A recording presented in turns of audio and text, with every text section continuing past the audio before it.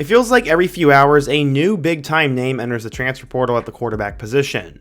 I've done a ton of transfer videos over the last couple of days on the channel, and today we're going to talk about 10 more big-time crazy quarterbacks who have decided to enter the portal, and some have already found new schools. Again, the video is very self-explanatory, so let's go ahead and talk about 10 more big-time quarterback names who are in the portal.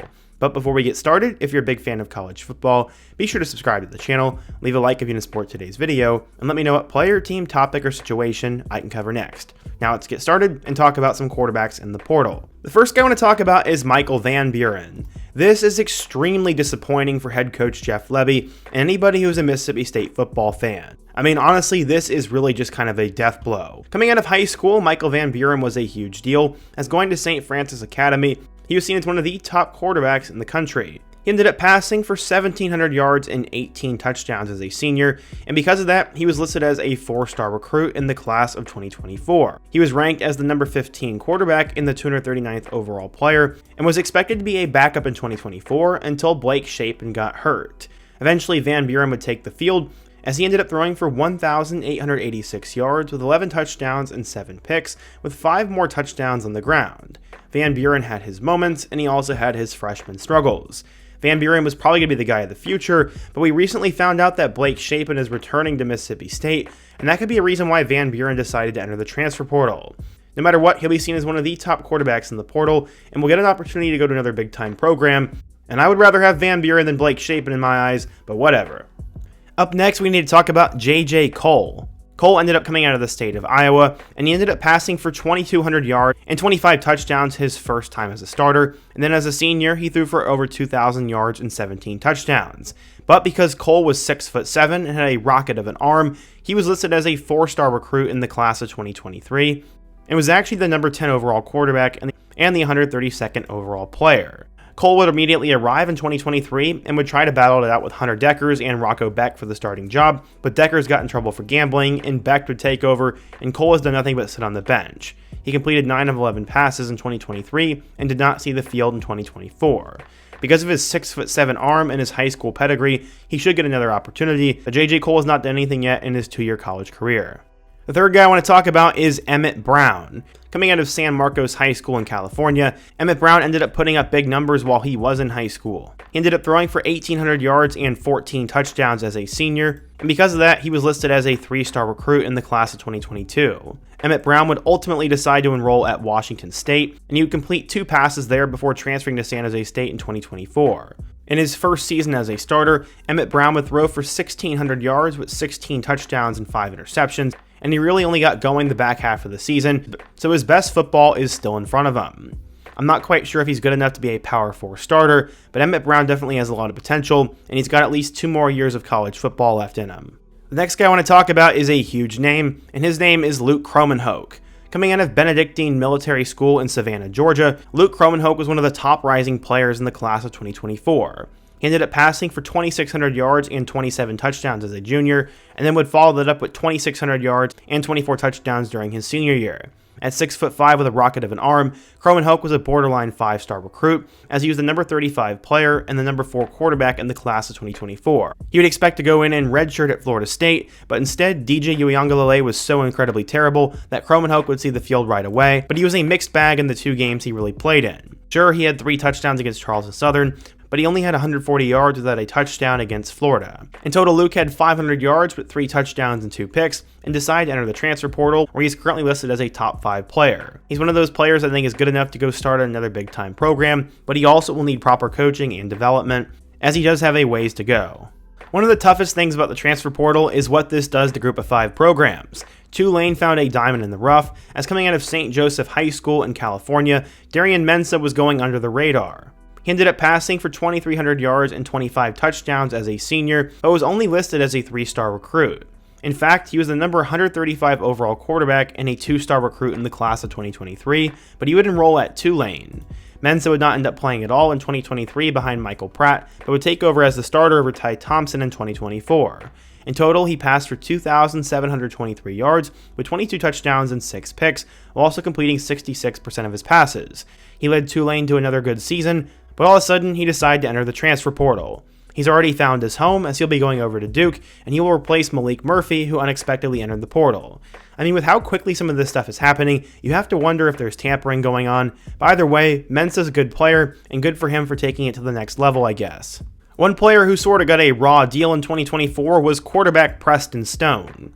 Coming out of Parish Episcopal School in Dallas, Preston Stone was the number 18 quarterback in his high school class and the 148th overall player in the class of 2021. This came after he had a tremendous high school career. He had over 13,000 passing yards and 145 touchdowns. Despite having offers from nearly every big-time program in the country, he would choose to go over to SMU. Stone would play sparingly in both 2021 and 2022 because of Tanner Mordecai, but in 2023 he would explode. He passed for 3,200 yards with 28 touchdowns and 6 picks and a 60% completion percentage. Going into 2024, he was seen as one of the top returning quarterbacks in the ACC, but after literally just 1.5 games of struggle, he was benched in favor of Kevin Jennings, and he took them all the way to the playoffs and took over the team. Stone sort of just got left out to dry, and he has now entered the portal where he will hopefully find another school.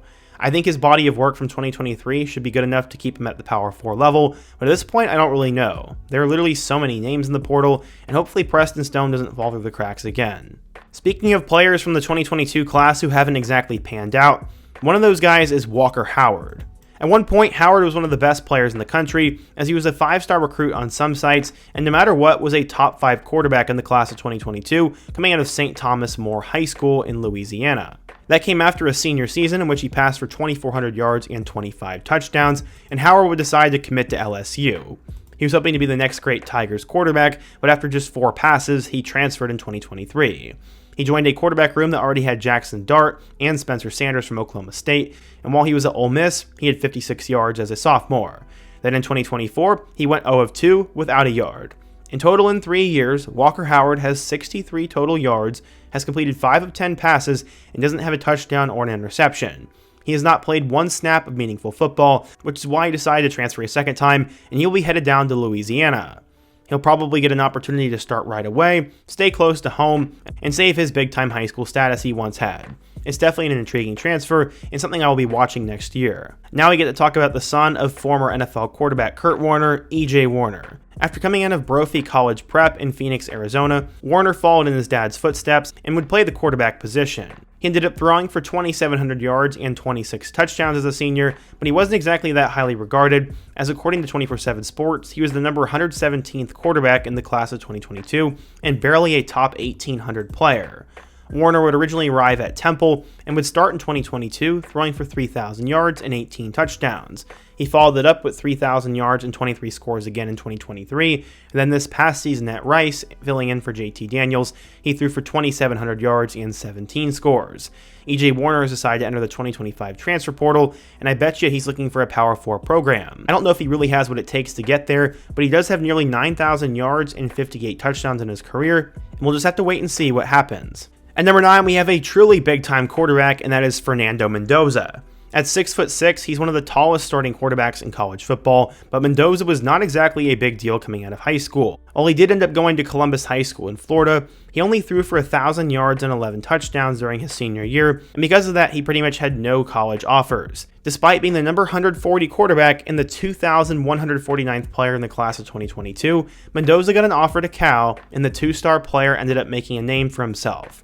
He started the back half of the 2023 season, throwing for 1,700 yards and 14 touchdowns. He took over as the guy in 2024 for Cal, leading them to a bowl game after 3,000 yards and 16 touchdowns and 2 more scores on the ground.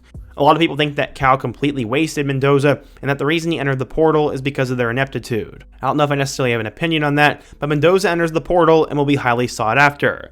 Many people wonder if he'll go over to Indiana, as his little brother, Alberto Mendoza, is currently a freshman quarterback for the Hoosiers, and Indiana will need a starting quarterback next season. My money's on him going over to Indiana, but we'll just have to wait and see. Okay, so for our last guy, we need to talk about Chandler Morris. Admittedly, I'm kind of tired of these guys who go to 3 or 4 different schools, but at one point, Chandler Morris was seen as the next big thing. The son of the quote-unquote legendary Arkansas head coach Chad Morris ended up going to Highland Park High School and put up huge numbers while he was there. He ended up passing for nearly 7,800 yards and 88 touchdowns while running for more than 1,300 more and 37 touchdowns on the ground in 2 years as a starter. Because of that, Chandler Morris was listed as a 3-star recruit in the class of 2020 and would decide to go over to Oklahoma.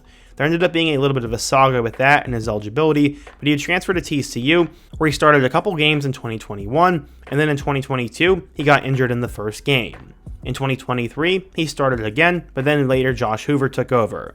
He ended up going over to North Texas for the 2024 season and saved his career, throwing for nearly 3,800 yards and 31 touchdowns, and was near the top of college football statistically. Morris, though, has one more year of eligibility, and many believe he will end up at Virginia, and we'll see what happens. So yeah, today I talked about 10 more big-time quarterbacks who are in the 2025 transfer portal, and let me know your thoughts on them. Where do you think these guys are going to end up going, and what player should I include in my next one? Be sure to let me know down below, leave a like if you support today's video, subscribe if you're new, and check out all of the videos on the end screen. Hope to see you guys again soon, but until next time, peace.